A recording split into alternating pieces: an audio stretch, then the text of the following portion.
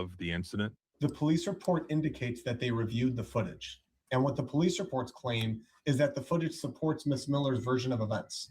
I mean, how can they watch that footage and then believe that it supports the allegations? That's going to be the first question I ask the cops during my deposition of them. Every once in a while, I see a case that just makes my head pop. I'll read to you what the police report actually says while they were there at the incident at Walmart. Walmart cameras showed the incident, and Corporal Lumpkin viewed the footage showing what Miller explained. How? That's not what the footage shows. Facts. If they would have written the truth in this report, Mr. Patel never would have been charged. Nobody ever would have heard his name, and I certainly never would have filed this lawsuit because he went to spend 47 days in jail. Is it possible that there's two ways of interpreting what you can see on this sort of grainy surveillance footage? Nah.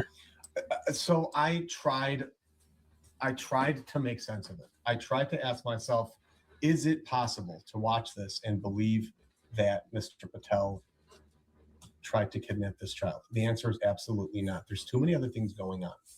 There's another person just a few feet away who doesn't react, not startled.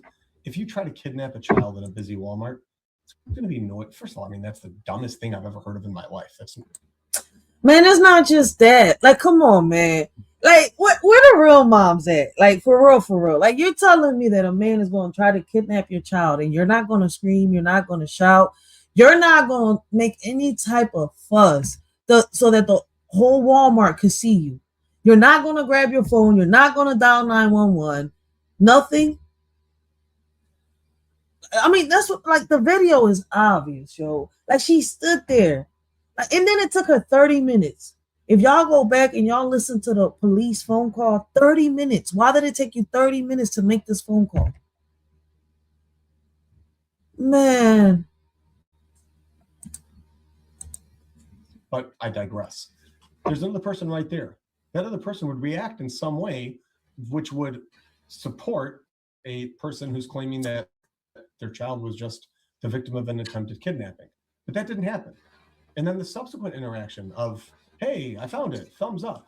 That's not how you act, certainly in a public place when somebody just tried to kidnap your child. Facts. It is inconceivable. So I myself, the first few times I watched it, tried to play devil's advocate as well, because obviously as litigators, what we have to do is we have to anticipate what our opposition is going to do, what opposing counsel is going to do, and prepare for it. And I'm sure that that's going to be their argument. I'm sure that they're going to play the footage and say, yeah, that's exactly what Ms. Miller said. That's what we thought was going on. And that's why we put that in the report. But then, and this is why I think consciousness of guilt is so important, why not turn the footage over to the defense? Why try to quash the subpoena from the defense? That's my question. Another thing that happened, which I didn't even get to yet, they had Mr. Patel's phone. And the prosecutor, or one of the investigators, signed an affidavit and testified to a judge that they needed to get a warrant for the contents of the phone so that they can see what's inside of it, because they had good reason to believe that there was evidence of a kidnapping in the phone, which, again, completely untrue. And I look forward to being able to take this deposition and ask what evidence in the world possibly could have been on this phone and what basis they had to make this claim. I think what was going on was they wanted to get his phone so that they can look through it. And I've had other cops do this in other cases. That's why I think it's probably what happened here. But they're supposed to do that. I'm not against that. All right. Just to, how can I say, how can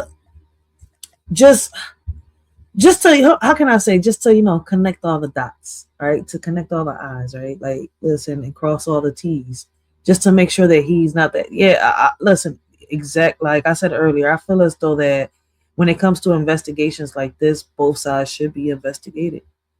I mean, when it comes to, oh my God, you can tell I'm getting tired. When it comes to, accusations like this, both sides should be investigated, all right? Like, not just the man or the woman is being accused, but the person that's doing the accusation. Because sometimes, people lie, all right, out of revenge, especially women, all right? Like, and this is this is one of the points that I'm saying. Like, this is just a case where, and it's a serious case, all right, where a man got accused of kidnapping, All right, he lucky he was in a Walmart for real. Because if he was somewhere else with no surveillance, I don't think he would have gotten out of this for real. Especially, listen, when men are getting accused of, sexual assault and more. All right, it's even worse. That's when, even when they come out and they've been proven innocent, they're still dead men walking. I'm not gonna sit here and lie, but to sit here and say that you don't think the police should have, asked for his phone. I mean, with that right there, you're a lawyer. I don't even know why he said that on this interview. But let's continue. Then find something that he did wrong. If you are charging somebody with crime A and you get access to his hard drive, and then you find some child or some illegally downloaded music or some fraudulent tax returns, there could be all financial crimes. There could be all kinds of things on a phone. And then you can say, oh, well, we got him for this now. And as long as you have a good faith basis, a warrant to get into that phone, you got him, you nailed him. And then you get to protect your own hide.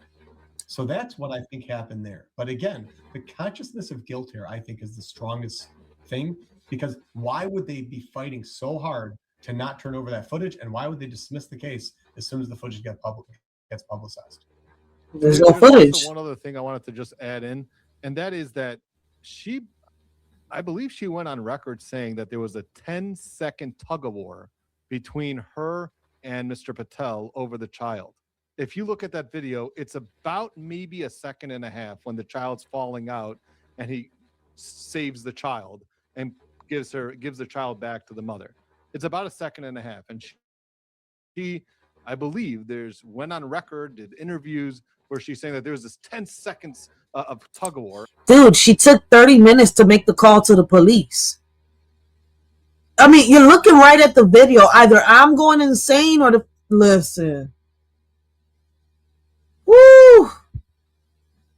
This shit starting to piss me off. I'm trying to control myself because listen, I gotta remember they on a screen, all right? This is a pre-recorded upload, shorty, all right? You can't listen. I just want to snatch the woman out the screen and bitch slap the shit out of her, right? Make her grab some suds, but and I was like, oh, mira ahí la over there. cabrona. As soon as I did that, that's when he just picked him up. Terrifying game of tug of war for about 10 seconds, which felt like an eternity. And then he just strolls through the store, gets the medication, pays for it. No running out. No, quickly, let's get out of here. This didn't work out. There's nothing consistent at all with the kidnapping in this case, or attempted kidnapping. Do you have any idea or theory on why this woman made these allegations? Absolutely. Same reason she made the allegations in Lyft, for money. You claim something like this happened, then you sue Walmart after there's some sort of plea, and then get some money. That's what my guess would be. I don't know, but she is a named defendant, and it wouldn't be far off to taking her deposition. I look forward to taking her deposition. They had not interviewed him prior to arresting him on the side of the road. Absolutely not. Absolutely not. As they try to get a conviction out of them, they try to get a confession out of them, and that didn't happen in this case. They didn't talk to him. They didn't call him. They didn't say, "Hey, can you come down? We have some questions for you." They just went and they got a warrant for him. Claimed they couldn't play the exculpatory video, which proves his innocence. And then several days later, so we're talking March 18th to March 24th, he's driving down the road, gets pulled over at gunpoint. And again, the cops at the side of the road, they were dealing with a felony warrant. I didn't see anything wrong with the way they arrested him. When you've got somebody who's got a warrant for attempted kidnapping, it's going to be done at gunpoint. That's what's called a felony arrest, and that's just the way it's done. Whether it should be or not is not really the question that I'm going to be litigating. So that's what they did. Multiple guns being pointed at him. They treated him like a criminal because of the warrant that his defendants in my lawsuit got on him. And then they brought him to the jail. And he spent 47 days there until finally, despite the prosecutor and police fighting tooth and nail for the exculpatory video to not end up in the hands of the defense, it did end up in the hands of the defense. And then it ended up in the hands of the court and the public. And the prosecutor really had no choice at that point but to dismiss the case, because they knew that there was no way they were going to be able to plead to prove his guilt. What I'm thinking their goal probably was to coerce some sort of plea, just like the case Martin was talking about, where somebody's facing a criminal sexual conduct and then they reduce it to disorderly conduct, I don't care how innocent a person is. If they're facing potentially life in prison and what some would consider worse, life on the sex offender registry, and then somebody comes over and says, here, plead guilty to this parking ticket, which is basically what disorderly person is. I don't care how innocent the person is, how much proof there is, how little proof there is, whether the guy's got 1,000 alibi witnesses and video proof of his innocence. He's not going to want to roll the dice. You never know what a jury's going to do. So what I'm guessing the prosecutor was going to do here is, as they got closer and closer to trial, but before they had to produce the video footage, they were going to come with some excellent offer, maybe a misdemeanor assault case of some sort, where there's really no problem, nothing on his record, maybe even some sort of deferred sentence. And then that way they get their win, and they never have to produce the video footage. But that plan didn't work because Mr. Patel hired an awesome lawyer, and that awesome lawyer fought to get the video.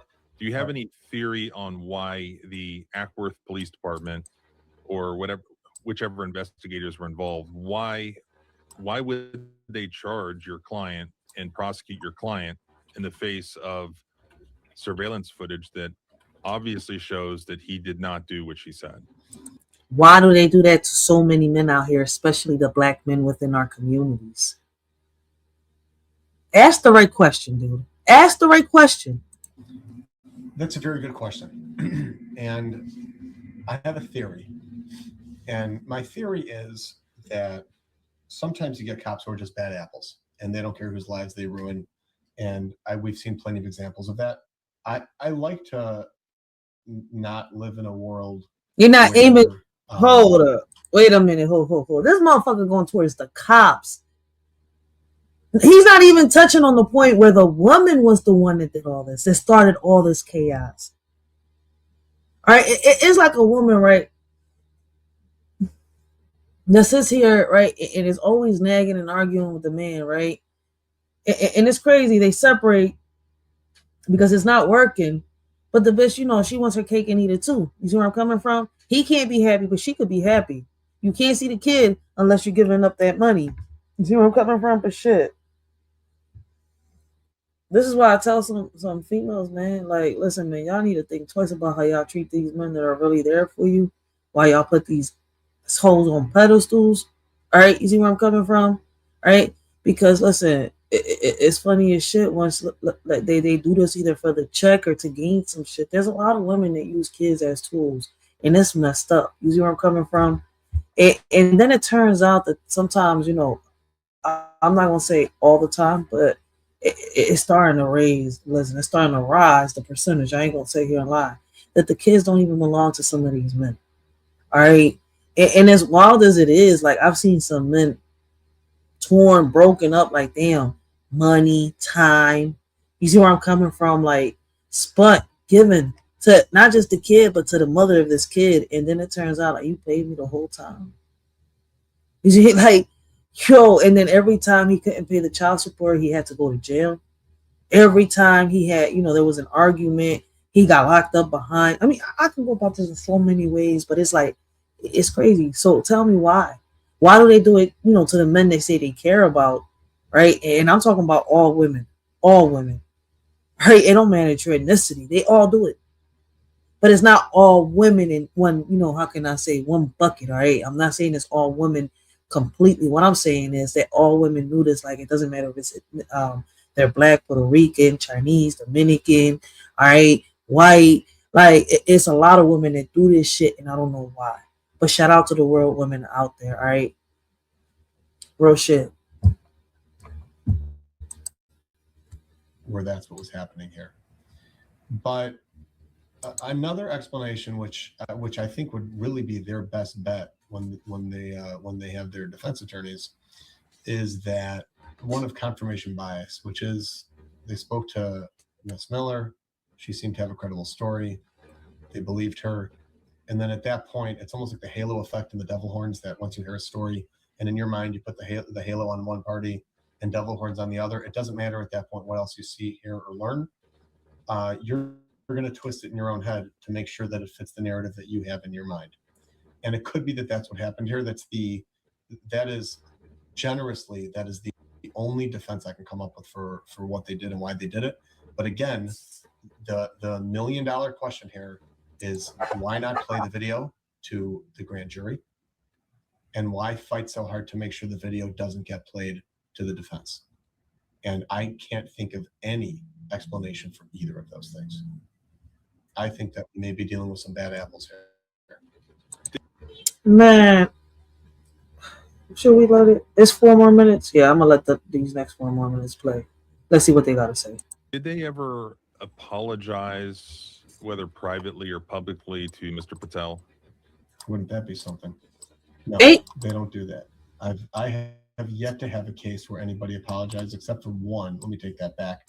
There was one where part of the settlement was that he had to get up in court and apologize. I told my client, I'm sure this is going to come with all kinds of buts. And sure enough, it did. But that's the only time I've ever seen a situation resolve where the police knew they did something wrong and actually issued an apology. Do you know whether they are still maintaining that Mr. Patel did anything wrong? I have no idea. Have they? So you filed a lawsuit. Has there been any answer filed yet? Not yet. Not yet. We just got them served several days ago. And I anticipate and look forward to reading what they can possibly come up with as a defense here. This is And wild. Explaining it why they felt the need to file a motion to quash Ms. Merchant's subpoena. I think that's that, and their supposed inability to play the video for the grand jury, I think, are the two most damaging pieces of evidence here against the defendants, against the prosecutor and the police. And we'll see what happens. Yeah, I look forward to hearing what their answers are as well. I appreciate you, talking with me, and I hope you keep me in the loop about what happens in the future. Okay. All right, so it seems like we're going to have an update on this. All right, we definitely about to have an update, but I'm not sure, where y'all watching from, who's watching. Shout out to everybody, man. We got Mr. Oates up in this genre. Shout out to everybody, man. Listen, I had dropped the link. All right, for real. I've been on this genre an hour and 54 minutes. All right, talking about false accusations, yo, and it's wild. All right, because shout out to Unbiased Observer. Shout out to Mr. Oates, yo. Shout out to everybody passing through, showing the shorty support. I really wanted to get both perspectives, man and female, about the false accusations, that women do on men. And I'm not saying all women do this, all right? I'm just saying that not every situation, not in every case is believe all women. All right. Listen, tonight wasn't about choosing sides. It was about men versus women. It wasn't about pointing fingers or protecting egos. It was about telling the truth from every angle, even the uncomfortable ones. Because the reality is this, all right? When a woman screams grape, a man is cuffed before the story is even finished. But when how can I say, when a woman screams it, my bad. When a man's, oh my God, I'm over here switching cables. Lord have mercy. I apologize. Lord, like, Ray, get it together. Listen. But when a man screams it, the world wants details, explanations, all right, proof and patience. That imbalance is real, and ignoring it doesn't protect survivors. It protects the system, all right, that keeps failing all of us. False accusations don't just hurt men. They hurt real survivors who fought for years to get their voices back. They hurt women who are who are telling the truth. They hurt men who are scared to speak up. They hurt the entire conversation around safety, consent and justice. And how can I say, on the flip side, male victims deserve the same urgency, the same compassion, and the same belief that women get. Pain doesn't have a gender. Trauma doesn't have a gender. Accountability shouldn't either. All right? So let's bring awareness the right way by being honest, by admitting the system is biased, by admitting some people weaponize that bias, by admitting men can be victims too, by admitting women can lie too, by admitting that justice only works when it's equal, not emotional. This is why we need to talk about it. All right. This is why we keep coming back to this topic, all right? And this is the third time this topic has been brought up to me. This is why, this feels like part 3 of this conversation isn't finished. I feel like there's going to be another, it's going to be a part 4. I ain't going to sit here and lie. And that's probably when y'all going to see me pop up, because once again, I said I'm going to do, 3 more weekends of going live, and then we're going to go back old school. All right. We're going to dialogue in the comments, because I'm going to stick it to, the uploads until I accomplish everything that I said I'm going to accomplish. All right. And then one of those lives that I do is going to be the giveaways. All right. And it's going to be for those, trust and believe, I know those that are showing me support. I know by the way we talk, the conversations we have in different chats. I know that a lot of you may not watch my lives when I'm live, but I do know that a lot of you do catch my replays. All right. And I do appreciate that support. I appreciate it from the bottom of my heart. All right. And I appreciate the subscribers that constantly come back, interact. All right. Even though, like I said, I haven't been myself lately. I've been lacking. It's a lot going on. And, I'm about to fix that. Consistency is the key here. So once again, we got to have these conversations. All right. This ain't finished. All right. Like, there's going to be a part 4, and it won't be finished until we build a world where every accusation is investigated, every survivor is heard, every liar is held accountable, and, every person, man or woman, gets treated with the same level of seriousness when it comes to topics like this. If we want real change, we have to stop protecting narratives. All right. How can I say? We have to stop. We have to stop protect. How can I say? I'm saying it right. We have to stop protecting narratives and start protecting truth. All right. And if we want real justice, we have to stop choosing sides and start choosing accountability. If we want real awareness, we have to be brave enough to talk about the things everybody else avoids. All right. Listen, man. There's ink in the shorty's veins, and nobody understands that. Right? And in 1 second, we're about to get into, chapter 1 of inking these YouTube streets. All right? Like, give me 1 second. All right? And I'm going to get into that real quick, what that is about. Yeah. Writers for life. Sometimes you got to just sit back and wait for the light to break through. Keep that faith tucked close. Lost in the dead of night, just waiting for the dawn. Feeling the heavy weight of a concern that's held too long. But I gotta stay true to the soul, see the vision through, trusting in His timing. Yeah, that's the only move. No time to be bored, no time to look back. Keeping my eyes on the prize, staying on the track, praying for that strength when the whole world starts to shake. Got that fire in my heart, and I won't let it break. Through the darkest hour, yeah, I'm gonna rise again. With a little bit of patience, my time is coming, friend. The waves might crash, but I'm learning how to swim. I'm looking for the light when the world is looking dim. The storm's gonna pass, that's the truth. I'm gonna find, stay resilient in the spirit, leave the fear behind. Hold on, be near, my blessings are on the way. I can feel the shift, I can see a brighter day. In the silence, I can finally hear His voice. Holding tight to every promise, yeah, I made the choice. Don't lose that hope, cause it's the key to the door. Success is calling out, I don't fear the struggle no more. Patience is the path, yeah, it's the walk I gotta take. Following the blueprints that the King of Kings makes. Stay solid in the grace, keep your head to the sky. Even when the clouds come up, I'm still gonna fast. Storms gonna pass, that's the truth, that I'm gonna find. Stay resilient in the spirit, leave the fear behind. Hold on, be near, my blessings are on the way. I can feel the shift, I can see a brighter day.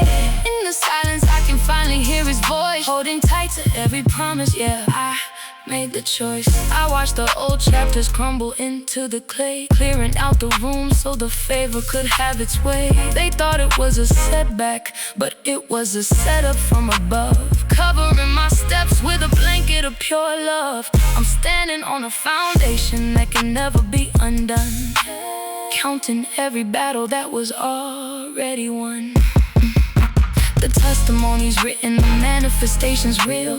Breaking through the ceiling with a power they can feel. No weapon formed against me is ever gonna stand. Walking into abundance, taking over the land. From the valley to the summit, now I'm looking at the view. Every single breakthrough is completely overdue. It's the choice to believe when you can't even see. It's the choice to be still, it's the choice to be free. Every tear that I dropped was a seed in the ground. Now I'm waiting for the harvest. Look at what I find. Storms gonna pass, that's the truth.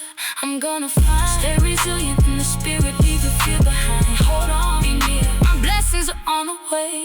I can feel the shift, I can see a brighter day. In the silence, I can finally hear his voice. Holding tight to every promise, yeah, I made the choice. The rain is clear and the landscape is brand new. Every single promise is finally breaking through. We survived the winter, now we're standing in the sun. Look at the elevation and what the Lord has done. Hold tight, it's the key. Patience, that's the path. Stay solid. Writers for life.